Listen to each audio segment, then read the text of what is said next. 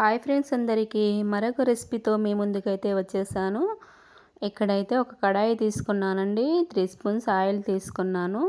అసలు రెసిపీ ఏందో చెప్పకుండానే ఆయిల్ తీసుకున్నాను, కడాయి తీసుకున్నాను అని చెప్తున్నాను అనుకుంటున్నారా? క్యాబేజీ ఎగ్ అండి. ఆల్రెడీ క్యాబేజీని అయితే ఉడికించి పక్కకు తీసి పెట్టుకున్నాను.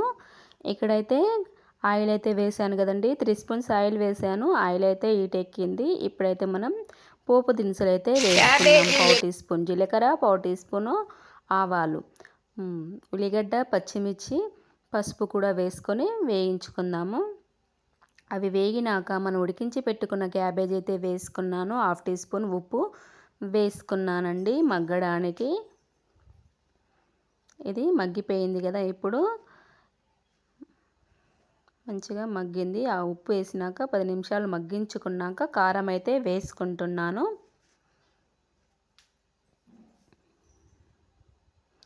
ఇది మొత్తం కలుపుకోవాలి. ఇప్పుడు మనమైతే కారం వేసుకున్నాక 10 నిమిషాలు మగ్గిపోయిందండి. ఇప్పుడు 10 నిమిషాలు మగ్గినాక మనం కోడిగుడ్లు అయితే వేసుకుందాము. నేను ఎగ్స్ అయితే 4 ఎగ్స్ తీసుకుంటున్నాను. ఇక్కడ మన ఇష్టం అండి. ఎగ్స్ ఎన్నైనా తీసుకోవచ్చు. 4, 5, 6, 2, 3 ఎన్నైనా తీసుకోవచ్చు. కాకపోతే నేనైతే ఇక్కడ 4 తీసుకుంటున్నాను.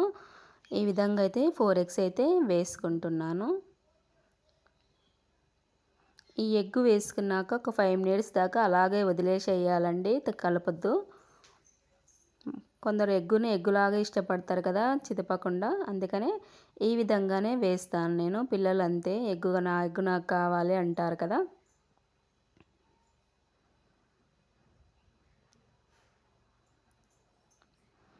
ఈ విధంగా 5 నిమిషాలు వేగినాక మనం గుడ్డును తిప్పి వేద్దాము.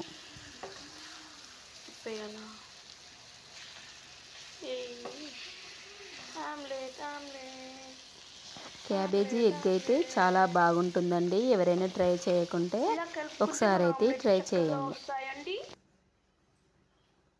చూడండి ఈ విధంగా ఇప్పుడైతే మొత్తం కలిపేసుకోవచ్చు. ఇప్పుడైతే మంచిగా ఉడికింది కదా మన క్యాబేజీ ఎగ్ కూర అయితే అయ్యిందండి. క్యాబేజీ ఎగ్ అయితే రెడీ అయిపోయింది. మరి